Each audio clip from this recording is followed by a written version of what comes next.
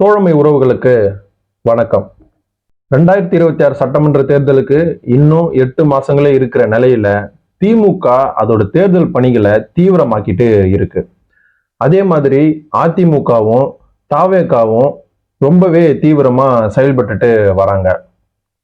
இந்த நிலையில திமுக கூட்டணி ரொம்பவே பலம் வாய்ந்த கூட்டணியா இருக்கு. அந்த கூட்டணிக்குள்ள நிறைய சலசலப்பு இருக்கிறதா நிறைய பேர் பேசிட்டு இருந்த நிலையில அந்த கூட்டணி வலுவாதான் இருக்கு அப்படின்னு சொல்லிட்டு கூட்டணி கட்சிகள் எல்லாருமே சொல்லிட்டு வந்தாங்க. இந்த நிலையில அதிமுக பாஜக கூட்டணி வச்சதுல இருந்து அதிமுகக்குள்ளேயே நிறைய பிரச்சனைகள் போயிட்டு இருக்கு.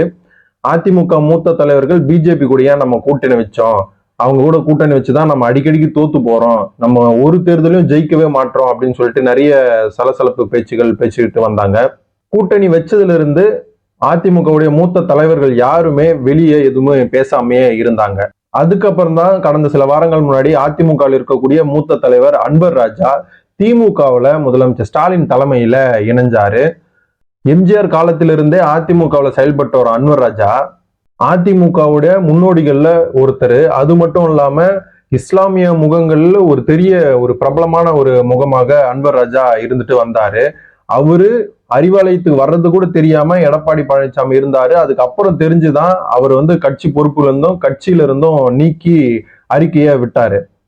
திமுகல இணைஞ்ச அன்வர் ராஜா என்ன சொல்லி திமுகல இணைஞ்சாரு அப்படின்னு பார்த்தோம்னா, அதிமுகவை பாஜக சாப்பிடுது, அது ஒரு மாதிரி நடத்துது, எங்களுக்கு அது பிடிக்கவே இல்லை, அதிமுக பிஜேபி கூட சேர்ந்ததே எங்களுக்கு சுத்தமா பிடிக்கல, நாங்க இதை பத்தி நாங்க முன்னாடியே சொல்லிட்டு தலைமை கிட்ட சொல்லிட்டு வந்த நிலையில தலைமை எங்க பேச்ச கேட்கவே இல்லை, கேட்காம பிஜேபி கூட அதிமுக கூட்டணி வச்சிருச்சு அப்படின்னு ஒரு குற்றச்சாட்டை வச்சாரு.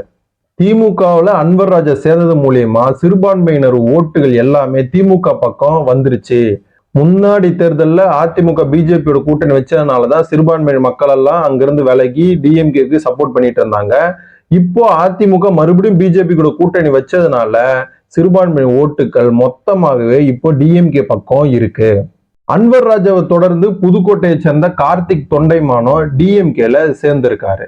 இதன் மூலயமா திமுக விஜயபாஸ்கருக்கு ஒரு சரியான ஒரு செக் ஒண்ணு வச்சிருக்கு. இப்படி இருக்கக்கூடிய சூழ்நிலையில திமுக கூட்டணி பலம் வாய்ந்த கூட்டணியா இருக்கு. அதிமுக பிஜேபி தான் இது வரைக்கும் கூட்டணி இருக்காங்க அப்படின்னு சொல்லிட்டு அறிவிச்சிருக்காங்க. இன்னும் தேமுதிக பாமக நிறைய கட்சிகள் எந்த கட்சி தான் கூட்டணி வரும்னு சொல்லிட்டு இன்னும் யாருக்குமே எதுவுமே தெரியாம தான் இருக்கு. இந்த நிலையில கடந்த சில வாரங்களுக்கு முன்னாடி சேர்ந்த நம்ம அன்வர் ராஜாவுக்கு திமுகவுல ஒரு பதவிய கொடுத்திருக்காங்க.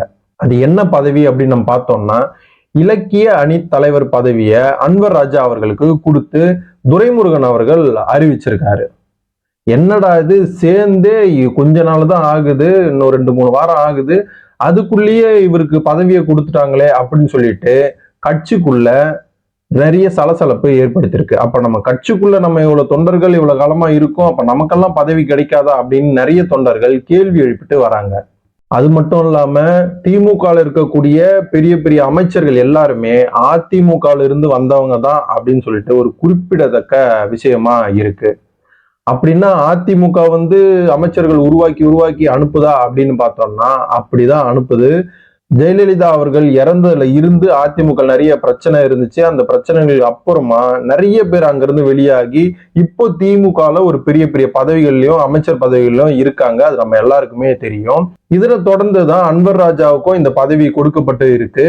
இந்த பதவி கொடுக்கப்பட்டதுல இருந்து அதிமுக காரங்களே யோசிக்கிறாங்க, ஆகா நம்ம இப்பதான் போறாரு, அதுக்குள்ள பதவி கொடுத்துட்டாங்களே, ஒருவேளை நம்மளும் போயிடலாமோ, போயிட்டு டிஎம்கேல சேர்ந்துட்டோம்னா நமக்கும் ஏதாவது ஒரு பதவி கிடைக்கும், இங்க இருந்து என்ன ஒன்னும் கிடைக்க மாட்டேங்குது அப்படின்னு யோசிக்கிறாங்க அப்படின்னு சொல்லிட்டு அரசியல் வட்டாரங்கள் தெரிவிக்குது. இதன் மூலியமா நம்ம முதல்வர் ஸ்டாலின் என்ன சொல்ல வராரு அப்படின்னா, சட்டசபை தேர்தலுக்கு முன்னாடி திமுகல சேர்ந்தா பதவி கொடுக்கப்படும் அப்படின்னு சொல்லாம சொல்லிட்டு வராரு.